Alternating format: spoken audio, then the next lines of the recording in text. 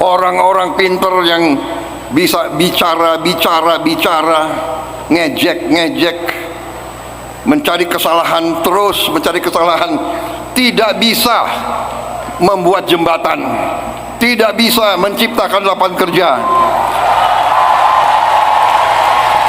tidak bisa menjamin beras ada, tidak bisa menjamin LPG ada, tidak bisa menjamin BBM ada, tidak bisa menjamin apa-apa. Saya kadang-kadang prihatin, saya sedih, selalu menimbulkan rasa tidak percaya, saudara-saudara. Tapi tidak ada masalah, biarlah, ini demokrasi, silakan.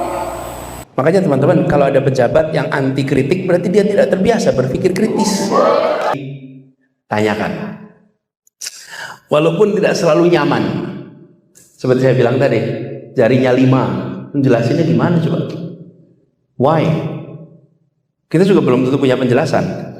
Tapi keluarkan diri Anda dari dunia Anda, munculkan pertanyaan as a stranger, menanyakan hal-hal yang sudah Anda anggap sebagai hal yang normal, hal yang biasa. Ya, kalau menurut saya gurunya harus ditumbuh kemampuan berpikir kritis dulu. Kalau gurunya tidak memiliki kemampuan berpikir kritis, susah. Karena kalau guru tidak memiliki kemampuan berpikir kritis, dia akan tidak nyaman dengan lingkungan yang berpikir kritis. Gak nyaman, karena dia berada dalam situasi jadi defensif nanti. Tapi kalau dia terbiasa berpikir kritis, maka pertanyaan itu juga biasa aja. Makanya teman-teman, kalau ada pejabat yang anti kritik, berarti dia tidak terbiasa berpikir kritis. Loh, bener kan? Iya. Jadi kalau kritis kemudian malah dikriminalisasi, repot itu. Jadi kalau terbiasa berpikir kritis, melihat kritik juga itu sebagai ini adalah cara untuk mengeksplor lebih jauh, betul tidak? Nah, ini bagian dari usaha mencerdaskan kehidupan bangsa. Ketika kebijakan dikritik, maka dijawab, dikritik lagi, dijawab. Apa yang terjadi? Semua yang menyaksikan perdebatan itu antara kritik dan jawaban, mereka akan mendapatkan pencerahan dari percakapan antara kritik dan jawaban dari negara. Tapi kalau kritik dibungkam, rakyat tidak tercerahkan, kebijakan tidak terkoreksi, apalagi kalau kritik lalu kriminalisasi. Memang ada? Nggak ada. Ya, yang ada tuh di Konoha sana. Nah,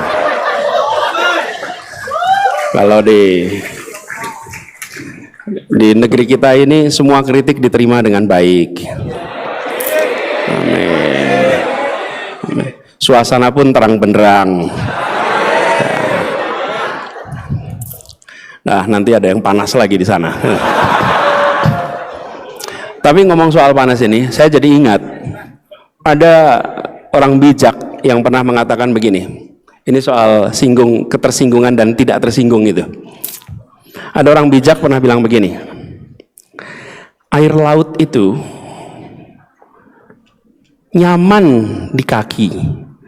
Kalau kita berdiri tepi pantai, terkena air laut, itu sejuk sekali, enak. Tapi kalau kaki kita luka, air laut itu perih sekali rasanya. Kalau terkena begitu, jangan salahkan air laut, perbaikilah lukamu di kaki itu. Jadi kalau ada yang merasa tersinggung, maka sesungguhnya kakinya sedang luka, obati kaki itu. Jangan salahkan air laut, kata orang bijak. Dan mudah-mudahan kita semua bijak. Masih wajar, tapi apakah itu mengarah pilihannya A, B, C, 3? Terjadi perdebatan. Nah, kualitas perdebatan pasti akan berbeda-beda. Ada yang berdebat dengan menggunakan data, ada yang berdebat menggunakan keyakinan, Ada yang berdebat yang menggunakan selera. Tapi yang penting nih, polarisasi itu muncul setelah selesai proses yang mempolarisasi itu harus bisa kembali lagi.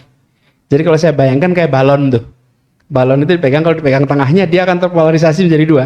Tapi begitu selesai pemilunya, lepas dia akan utuh jadi satu lagi. Nah, bagaimana cara menjaga supaya kembali? Satu, yang menang merangkul semua. Merangkul semua. Merangkul itu bukan kemudian membawa ke dalam pemerintahan, bukan. Merangkul itu artinya semua terlayani dengan baik. Jangan ada begini, ini era Orde Baru terjadi. Ada desa-desa yang tidak ada listriknya. Kenapa? Karena di desa itu selalu PDI yang menang. Di desa itu P3 yang menang. Itu desa yang menang P3 dan PDI zaman Orde Baru, nggak ada listrik. Itu yang saya maksud dengan dia menghukum, bukannya merangkul. Nggak boleh itu. Yang kedua, yang dikalahkan menghormati keputusan. Walaupun tidak selalu prosesnya itu kita rasakan sebagai free and fair. Tapi saya kemarin bilang, saya akan gugat waktu Pilpres, saya akan gugat sampai MK. Tapi begitu MK memutuskan, maka saya akan katakan saya akan taat pada putusan MK. Kenapa? Ya inilah negara hukum. Inilah negara, inilah berdemokrasi, inilah bernegara. Apakah kita puas? Kita tidak puas. Tapi bukan berarti tidak menghormati putusan. Dan penting dicatat penyimpangan-penyimpangan. Jadi gitu ya, Haira, antara polarisasi dengan perpecahan itu bukan hal yang dekat, itu agak jauh. Nah, tugas negara, pemenang, menjaga polarisasi jangan jadi friksi. Friksi jangan jadi konflik. Gitu. Lalu Abul, soal kritik dibungkam, ini harus diusahakan terus, Abul. Mana Pak Abul tadi? Abul harus diusahakan terus. Jadi kenapa diusahakan terus? Ya, jangan berhenti mengkritik. Dan saya ingin menghimbau kepada yang memegang kewenangan di seluruh Indonesia, jangan pernah pandang kritik itu sebagai satu musuh yang harus ditiadakan. Justru kritik itu adalah momen untuk memberikan jawaban. Kenapa teman-teman banyak jawaban? Teman-teman, ini pengalaman saya di Jakarta. Kami sering berterima kasih sekali dengan hal-hal yang oleh buzzer-buzzer. Waktu itu eranya buzzer luar biasa. Apapun yang dikerjakan ada buzzernya di situ. Apa saja. Tapi kita sering berterima kasih. Justru dengan munculnya itu membuat kita punya ruang untuk melakukan penjelasan yang didengar publik. Itu kesempatan bagi negara, Halo teman-teman, berjumpa bersama saya di Politik Dangi. Kali ini kalau kita melihat Prabowo Subianto, ya seolah-olah anti kritik juga ya. Katanya bahwa orang-orang pintar ya taunya cuma ngomong, ya mengkritik, cari-cari kesalahan dan sebagainya, teman. Katanya bekerja itu tidak hanya omon-omon dan sebagainya, teman. Dan inilah kenapa ya kadang kalau kita berpikir bahwa negara kita adalah negara demokrasi yang kemudian itu semua orang berhak berpendapat ya. Semua orang berhak mengkritik pemerintah karena pemerintah adalah digaji, dibayar dari uang rakyat ya. Dan rakyat berhak mengkritik gitu ya. Dan di sisi lain bahwa kritikan itu adalah vitamin, kritikan itu adalah obat yang manjur untuk memperbaiki kesalahan-kesalahan, mengontrol ya, apalagi sekali lagi ini negara demokrasi gitu ya.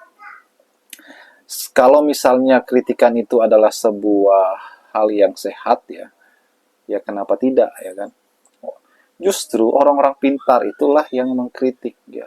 Kalau orang-orang bodoh ya dibodohi ya kan.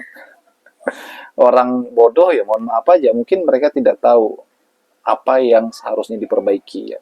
Dikasih bansos saja mungkin mereka akan terima saja ya kan. Mereka nggak tahu kesalahan pemerintah itu apa, kesalahan orang pejabat itu apa, mereka nggak tahu ya kan. Dan justru orang-orang yang berpendidikan tinggi, yang sekolah, sumber daya manusianya, SDM-nya sudah berkualitas, ya di sanalah mereka tahu, oh ternyata yang salah tuh sistemnya, yang salah itu pejabatnya, yang oknum-oknumnya. perlu dikritik, ya kan. Nah, jadi intinya apa yang disampaikan oleh Pak Prabowo itu ya itu hak beliau untuk menyampaikan. Namun di sisi lain jangan sampai demokrasi, jangan sampai menyampaikan pendapat itu akhirnya dibungkam, ya kan. Karena apa? Karena negara kita adalah negara demokrasi yang kaya akan aspirasi, kritikan, ya. Contohnya sini, contohnya bagaimana bencana yang ada di Sumatera dan Aceh, dan ini sangat membuat kita pilu, ya. Banyak sekali teman-teman, ini tidak sedikit. Coba kalian cek di media sosial, ya, di media sosial, ya. Kritikan yang disampaikan kepada pemerintah itu jauh lebih banyak, ya, jauh lebih banyak. Ini kritikannya apa? Meliputi tentang tanggap darurat, bagaimana pemerintah dianggap lalai, dianggap lamban, dan sebagainya. Karena banyak sekali pedesaan, banyak sekali daerah-daerah yang hilang, ya, ditelan longsor, dan korban jiwa belum tertolong, ya kan. Dan inilah yang membuat rakyat geram, ya. Makanya masyarakat mendesak pemerintah, ya, pusat untuk melakukan status ini menjadi bencana nasional, teman-teman. Bagaimana menurut kalian?